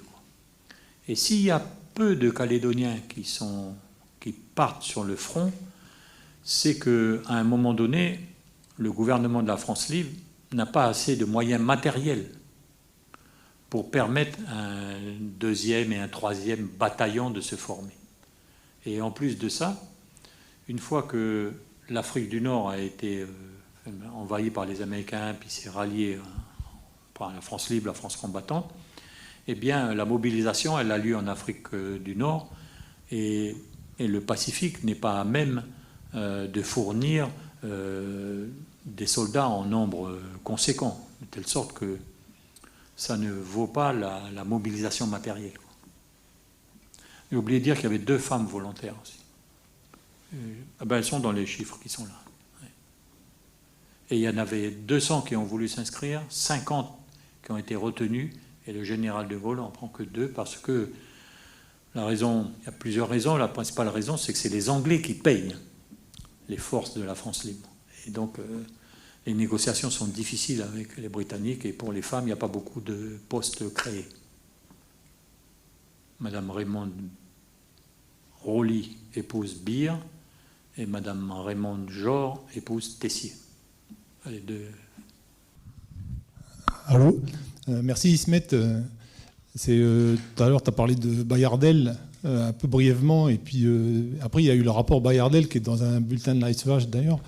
Et je ne sais pas si c'est Pélissier ou Denis, à un moment, il parle même, pour dire l'action des vichistes à ce moment-là, pour empêcher justement qu'il y ait ce mouvement gaulliste, il parle même de fomenter une révolte kanak. Je ne sais pas, il me semble avoir lu. Et puis, voilà, si tu peux nous en dire plus. Oui, j'ai pas mentionné ça. C'est vrai que donc Bayardel, Pélissier et tout. Et alors ça vient du pasteur Lenbart. C'est pas Lénart, hein, c'est le pasteur Lenbart, qui est le pasteur de l'église à Nouméa, qui propose finalement au gouverneur de mobiliser certaines paroisses protestantes, certaines missions, et les hommes de ces missions pour descendre à Nouméa, pour aider l'armée contre les partisans du ralliement de la Nouvelle-Calédonie, pour maintenir l'ordre autour du gouverneur. Parce qu'en fait, on a un gouverneur qui n'a pas de force de l'ordre. Mais c'est vrai pendant toute la guerre. En fait, pendant la Seconde Guerre mondiale, c'est les Kanaks qui assurent le service d'ordre de l'État ici. Et quand il y aura les manifestations contre Dargentlieu, et quand les manifestants vont monter pour prendre d'assaut la station de radio qui était au Mont-Coffin, eh bien, c'est des soldats kanaks qui vont se mettre autour, hein, qui vont essayer d'empêcher les Européens de la ville d'attaquer la radio, quoi. Et donc, plusieurs gouverneurs se plaindront auprès du général de Gaulle en disant qu'ils n'ont aucune force de l'ordre dans un pays où la population locale a arrêté 2 fois le gouverneur et l'a expulsé, quoi. Donc le gouverneur il est obligé de négocier les choses. La situation n'est pas pratique. Il n'est pas dans un rapport de force, quoi. Mais c'est vrai que ça vient du pasteur Lenbart, ce bruit-là. Enfin, à ma connaissance, hein, il y a peut-être d'autres sources, c'est une question qu'il faut creuser. Mais ce bruit-là a couru et sa source historique, c'est ça. Et le pasteur Lenbart qui partira en Indochine, puis ensuite en France. Oui, Ismet, merci beaucoup pour cet exposé. J'avais, si tu veux bien, rebondir sur 2 remarques qui me semblent intéressantes jusqu'à aujourd'hui. C'est que j'ai l'impression, et on sent bien, que l'attachement de beaucoup de Calédoniens à la France, et de Calédoniens qui n'ont par exemple jamais été en France, avant donc d'une distanciation et en même temps d'une loyauté et d'un attachement énorme, en fait, est un attachement profondément gaulliste. C'est toute cette histoire, en fait, qui ne s'oublie pas et qui passe le temps, qui perdure et qui passe le temps. Ça, d'une part, et d'autre part, si tu veux bien revenir aussi sur le fait que de la même manière, les tensions, en fait, entre vichistes et gaullistes ont animé jusqu'au cours d'école. Dans toutes les familles calédoniennes, il y a effectivement des anecdotes où les enfants se battaient, où il y avait, dit-on, des professeurs en fait qui étaient soit l'un soit l'autre, et où en fait c'est resté pendant très longtemps ces espèces de tensions ou de fractures qui existent encore aujourd'hui, hein, qui ne sont pas dites comme ça, mais qui existent. Et on a ces tensions et on a cette nature, en fait, et c'est cette histoire calédonienne profonde, comme d'autres types d'éléments historiques en Nouvelle-Calédonie, qui font aussi que les Calédoniens d'origine européenne et qui ont vécu cette histoire et qui sont traversés par ça. En fait, il y a une manière d'être en Calédonie qui est aussi sans jugement sur cette manière d'être loyale à la France, etc. C'est pas ça que je veux dire. Mais en même temps, qu'il faut connaître, et c'est dommage que je trouve qu'il y ait si peu de monde ce soir, parce qu'elle est elle est très importante en Nouvelle-Calédonie, et elle forme aussi une différence très très grande entre donc, les Calédoniens qui ont vécu cette histoire ou dont la famille ont vécu cette histoire, et en même temps les Calédoniens venus bien après et qui ne connaissent pas cette histoire, mais qui est fondamentale en fait pour la manière d'être en Nouvelle-Calédonie. Oui, je dirais que c'est vrai que la personne du général de Gaulle, en raison du ralliement de la Nouvelle-Calédonie, est très importante en Nouvelle-Calédonie.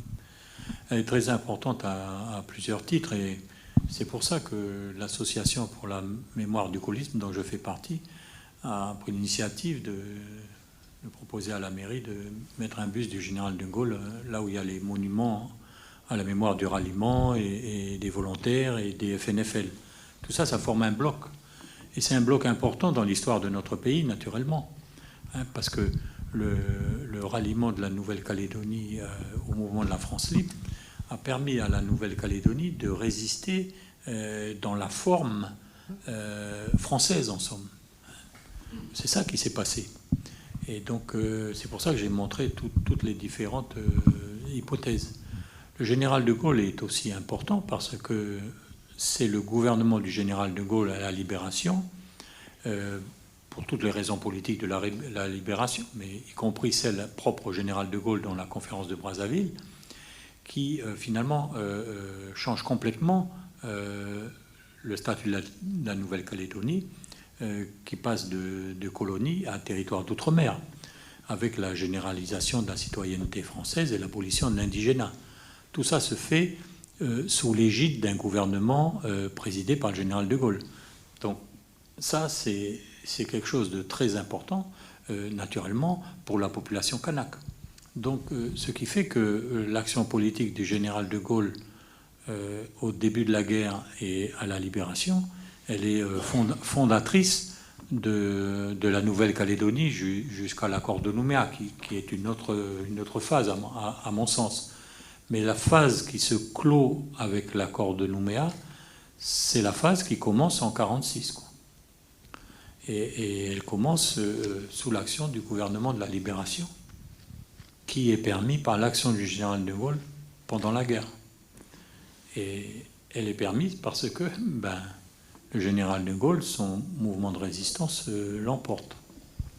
Et la Nouvelle-Calédonie joue un rôle modeste, mais réel, puisque lui-même le mentionne. En ce qui concerne les vichistes, oui, c'est vrai. Parce qu'on appelle vichiste, nous, aujourd'hui, ou à l'époque, vichiste, ça voulait dire neutraliste, dans la réalité. Personne n'était collaborateur, vraiment au sens collaborateur que ça peut avoir après. Mais être vichiste, ça voulait dire ne pas vouloir le ralliement. C'est ça que ça voulait dire. C'est ça que ça voulait dire, ne pas vouloir le ralliement. Et c'est vrai que ça a divisé. Parce qu'encore une fois, toute une partie de la population calédonienne ne voulait pas du ralliement. Je l'ai mentionné. Une partie de la bourgeoisie, une partie de toutes les catégories sociales. Les missionnaires aussi ne voulaient pas. La mission catholique est hostile au ralliement, mais ne fait rien contre. La mission protestante, elle est un peu divisée, mais plutôt dans l'expectative, elle ne joue pas de rôle moteur. Les missions sont en retrait. Donc, cet ensemble-là fait une situation particulière et qui nous est propre. C'est-à-dire que le moteur est autochtone dans tout ce qui se passe pendant la guerre. Et c'est ça qui est particulier, qui imprègne les mentalités, et pendant longtemps. Et alors donc, on s'approprie cette histoire parce que c'est un élément de notre identité historique. Voilà, simplement. Mais encore, il faut le savoir, il faut l'apprendre, voilà. Mais c'est un élément de notre identité historique, ça ne fait... et à tous, ça ne fait pas doute. Bonsoir, Monsieur Gartovitch. Je tenais à rebondir sur le propos de Madame en demandant cette belle page d'histoire de la Nouvelle-Calédonie, si peu connue par nos enfants. J'aurais voulu vous demander, surtout à la veille du référendum qui nous attend, le ralliement de la Nouvelle-Calédonie, comme son nom l'indique, le ralliement, s'est fait sans la moindre goutte de sang versée, a su unir une grande partie de cette population. Je m'interroge sur ce désamour dans la page d'histoire de la Nouvelle-Calédonie. Maître Michel Vergès, comme vous l'avez si bien noté, chef de file de ce ralliement, qui est au mur des Invalides, à l'heure actuelle, aujourd'hui, nos enfants ne connaissent pas une partie de leur histoire. Alors, je voudrais vous demander, à vous qui êtes historien, pourtant c'est une belle page de notre histoire, qui unit la plupart des communautés, notamment européennes et mélanésiennes, pour ne citer que. Je nommerai simplement les grands chefs Mendawe et Bousquet qui ont signé le manifeste du ralliement. Donc, à l'heure actuelle, je remercie votre initiative au travers de votre association, ce travail de mémoire qui est d'un devoir, je pense, pour beaucoup. Mais pourquoi aujourd'hui ce désamour envers cet événement crucial de la Nouvelle-Calédonie? Enfin, peut-être au niveau national, mais il y avait des noms comme Moulédou, vous l'avez bien dit, M. Priné, M. Rabot, de Casablanca, des grands noms de la société calédonienne qui aujourd'hui ne sont pas représentés. Je prends à témoin cette salle à moitié vide. On pourrait se demander qu'est-ce que cette page de l'histoire calédonienne a de si honteuse.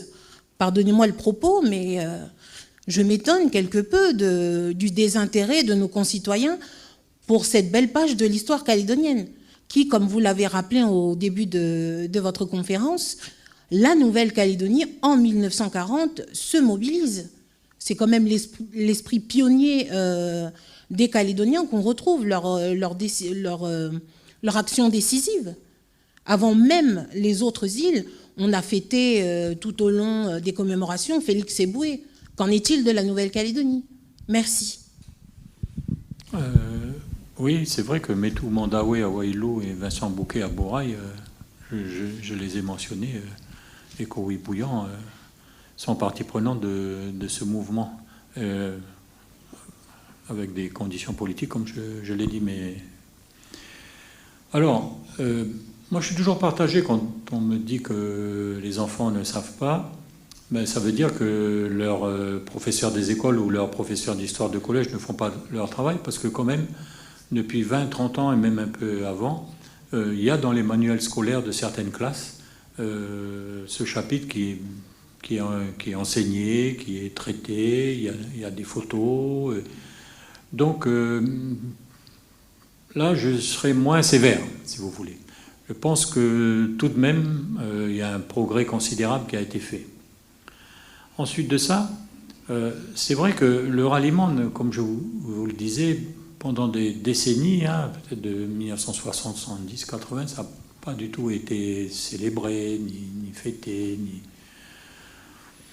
Je ne sais pas, peut-être que d'autres choses sont arrivées, puis c'est comme ça, l'histoire, un événement chasse un autre. Mais c'est vrai qu'il faut garder les événements qui structurent et qui sont importants, charnières. Et celui-là en est un. Donc, on en parle, il y a eu des sujets à la télé, à la radio, dans la presse.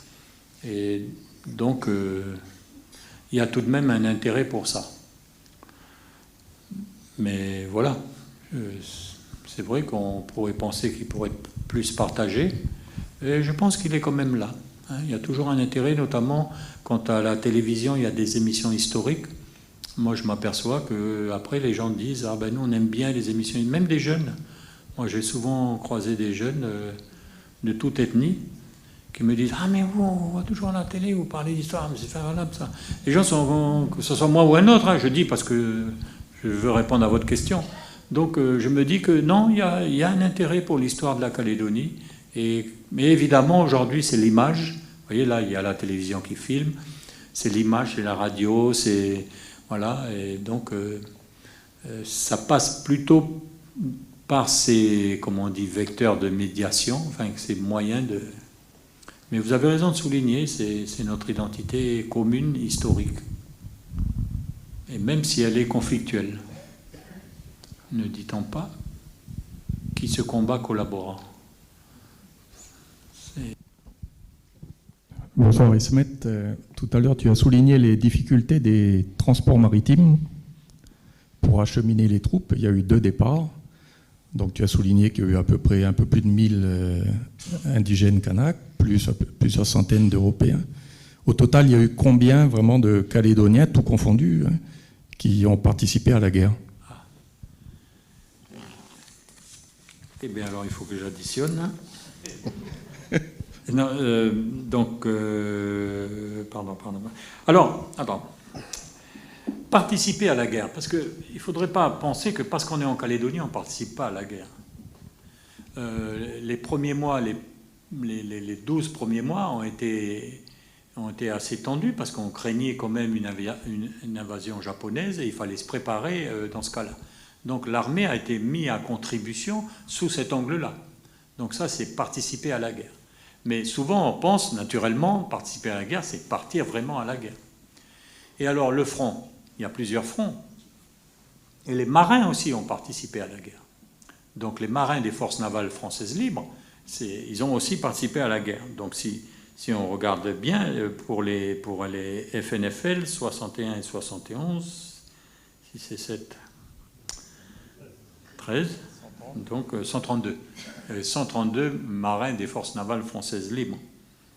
Et puis pour les volontaires, alors tous les Kanaks ne sont pas partis. Et donc là, moi j'ai mis le chiffre global des volontaires. Et donc pour les Européens, c'est 394 engagements volontaires. Mais après, quand il y a eu la mobilisation, eh bien c'est toutes les classes d'âge qui sont mobilisées. Donc, dans ce cas-là, des centaines de jeunes Calédoniens ont été à la caserne. Il y avait une caserne à Dimbéa, il y en avait une à Païta, puis il y avait la caserne à Nouméa. Alors, beaucoup de soldats qui étaient à la caserne, quand il y avait les Américains, naturellement, la sécurité de la Calédonie, elle était garantie. Alors, les soldats, ils faisaient des revues, et puis ils faisaient docker, et où ils rentraient chez eux. Donc, à ce moment-là, l'armée française, imaginez, il y avait l'armée américaine la plus puissante du monde. Donc, évidemment, l'armée française, elle avait du mal à s'imposer. Ce qui fait que c'est pas du tout pareil. Hein. On était un pays où il y avait plus de 100 000 soldats américains, où il y avait des dizaines de bateaux de guerre. Enfin, la défense, elle était assurée par les Américains, les Néo-Zélandais. Voilà, donc c'est autre chose. Au total, ça peut faire 700 jeunes adultes calédoniens, toutes ethnies confondues, qui ont combattu en dehors du sol calédonien. Plus certains marins de la marine marchande. Hein, vous voyez, M. Warty, là, avant d'être engagé volontaire, il était dans la marine marchande de la France libre sur le Polynésien. Et il y a un marin kanak du Notu qui a été décoré pour fait de guerre par les Américains parce que le bateau a été coulé. Et les Allemands, voulant montrer qu'ils ne sont pas racistes, ils avaient mis les Blancs dans la cale. Et puis les marins vietnamiens et kanaks, ils les avaient laissés sur le pont. Donc le bateau a navigué. Enfin, il avait été arrêté par les Allemands, puis ils ont navigué sur un autre bateau et dans tout le Pacifique. Puis ensuite, il y a eu un échange. Puis quand ces marins sont rentrés en Calédonie, ils ont été interrogés par les services de renseignement américains. Et M. Congouleux, qui était sur le pont, donc, des navires allemands, a donné tellement de renseignements, tellement précis, qu'il a été décoré par l'armée américaine pour service rendu. Finalement, il s'est révélé un observateur de la chose militaire qu'il avait côtoyé dans tous les ports de Nouvelle-Guinée, hein, parce que le bateau avait navigué. Donc c'est une belle histoire. Donc voilà, il y a eu des Calédoniens qui ont fait la guerre comme ça, plus ceux qui ont été dans la résistance en France. D'ailleurs, le premier Calédonien qui meurt, il meurt pour fait de résistance. qui ont fait des actes de bravoure extraordinaires.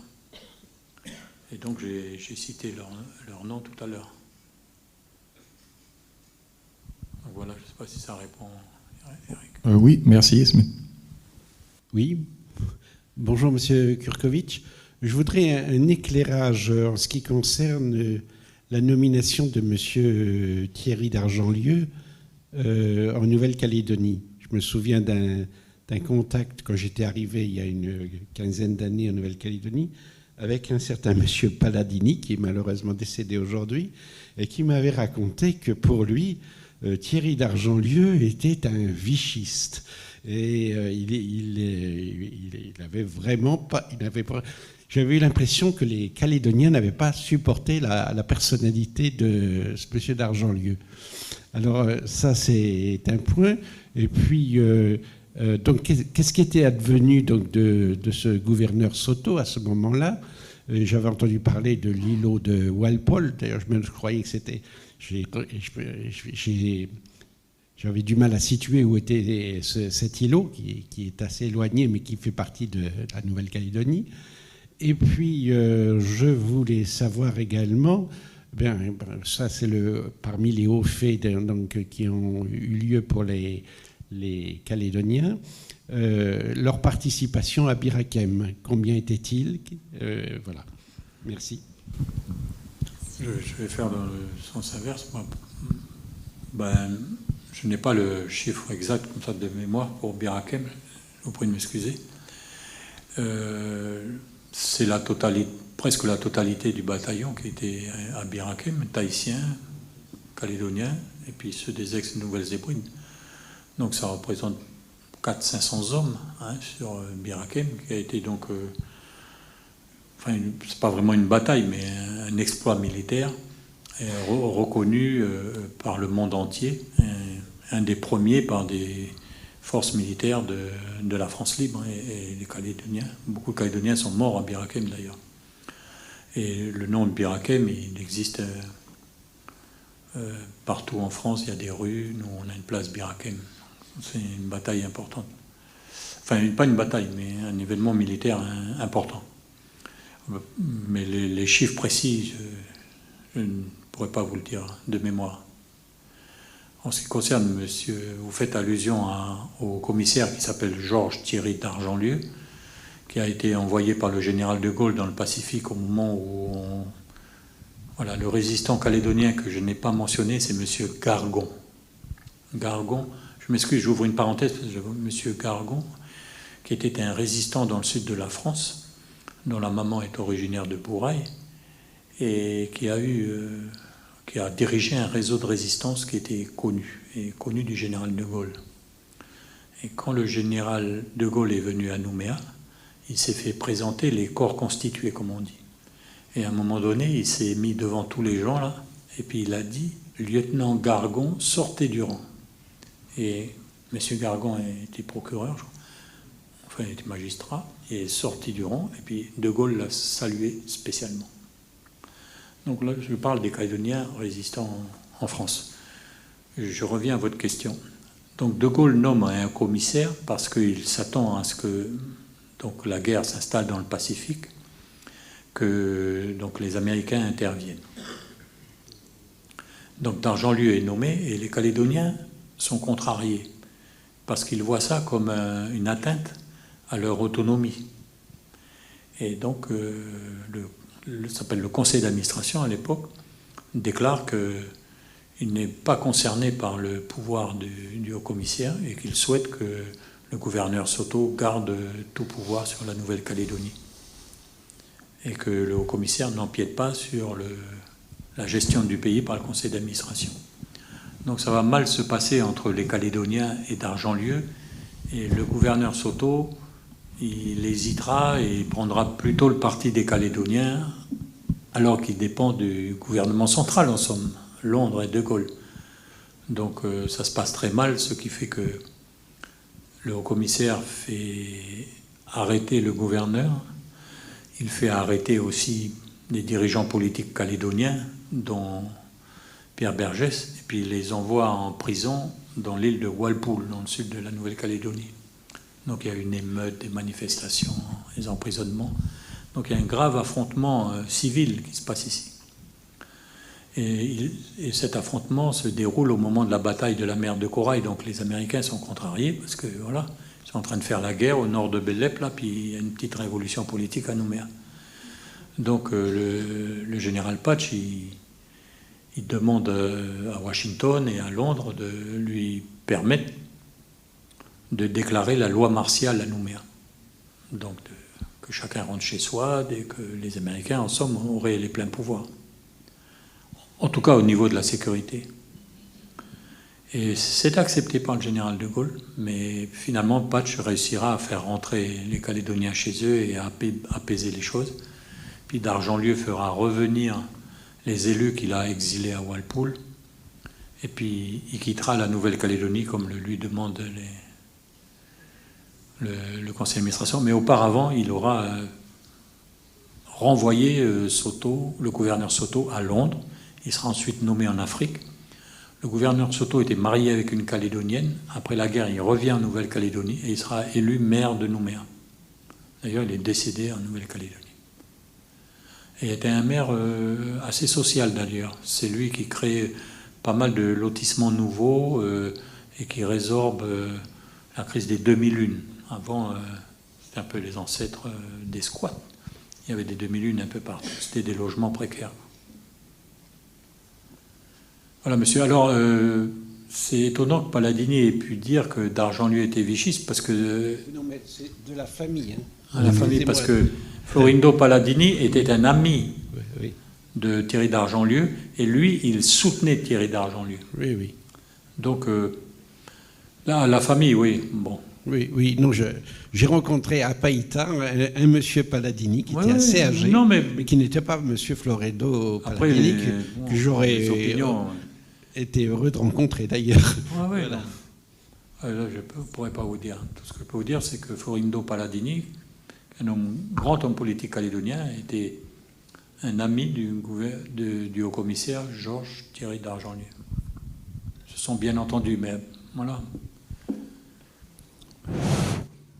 Bonsoir, Ismet, un de vos élèves. Je vieillis.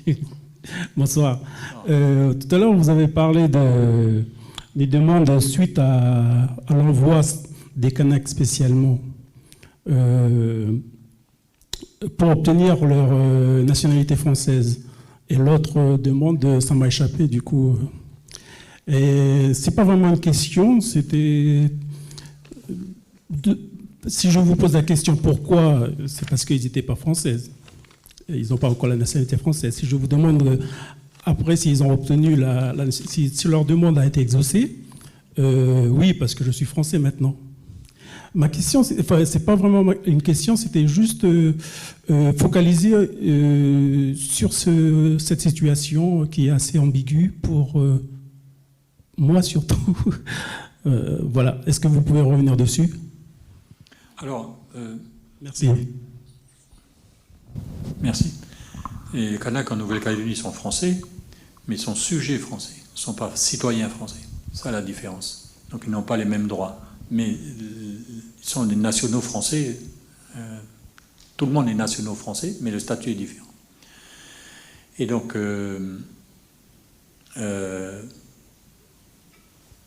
les dirigeants kanaks, qui sont des chefs coutumiers, à ce moment-là, il n'y a pas de parti politique. Ils disent à l'autorité de la France libre que l'engagement des hommes est convenu, entendu, pour les grands chefs qui le font, mais il y a un engagement politique de suppression de l'indigénat et d'acquisition de la citoyenneté française, c'est-à-dire de l'égalité. Hein. Les gens veulent des égaux, être égaux, hein, tout simplement. Donc c'est cette revendication, et il y a dans les archives des courriers, notamment, je l'avais dit, de Nestlin et d'autres, qui disent qu'on en a parlé avec le haut-commissaire, il y a eu un engagement du gouverneur un tel, et un tel, pour qu'à la libération, les choses se fassent. Et les choses se sont faites parce que ce n'était pas le cas qu'en Calédonie, dans toutes les colonies. Et pas seulement dans les colonies françaises d'ailleurs. Donc le pacte colonial est supprimé à la libération du fait de l'action de plusieurs forces. Les États-Unis et l'URSS ont toujours considéré que les colonies devraient disparaître après la Seconde Guerre mondiale, d'une manière ou d'une autre, que l'égalité devait régner, etc. En France, le Conseil national de la résistance avait aussi cette dimension dans son programme. Le général de Gaulle, à la conférence de Brazzaville, a aussi posé ses principes, même si les choses étaient plus difficiles à Brazzaville, parce que c'était une conférence un peu de notables coloniaux, à la fois privés et publics. Donc, ce qui se passe, c'est, comme on dit, la guerre engendre. Donc, la guerre a des conséquences politiques. Et les conséquences politiques revendiquées dès le début par certaines autorités coutumières, explicitement, donc dans leurs relations, parce que c'est eux qui représentent la population kanak. Il n'y a pas de parti politique, il n'y a pas de syndicat. Donc c'est les chefs et aussi les salariés, parce qu'il y a des fonctionnaires. Avant la guerre, il y a à peu près 600 fonctionnaires kanak qui travaillent dans les dispensaires, la poste, dans l'administration. C'est le cadre local de la fonction publique indigène.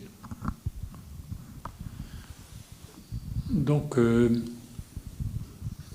alors l'engagement militaire, il se fait sous forme de volontariat, pour une double raison. C'est que le gouvernement central, le régime gaulliste, ne veut pas mobiliser par la loi, il veut que le volontariat. Et en plus, les Kanaks étant sujets, en somme, ils ne peuvent pas être mobilisés pour la guerre, puisque pour aller à la guerre, il faut être citoyen français. Donc il faut un texte spécial. Bon, ça c'est... je ne sais pas si ça répond... Oui. Ouais.